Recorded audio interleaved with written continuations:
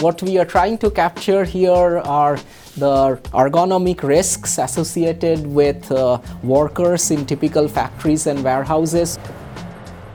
We recruited a bunch of volunteers who were all instructed to carry out the same set of actions in the same sequence. Every subject was asked to pick up like an object from each of those shelves and place it on a table and then put it back from the table to the shelf.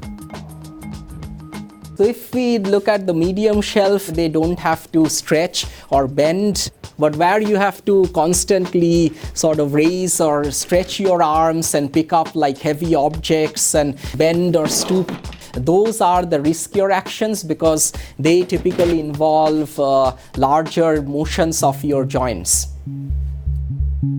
So we are working on developing a technology that can automatically identify humans and their motions. The Kinect is essentially able to track a 3D skeletal model. As I'm moving, it's also able to track how the skeletal model of myself is moving along with it. We can then compute how the joints angles in my body are also changing as I am moving objects around. We are talking about a software system that can be deployed on your smartphone.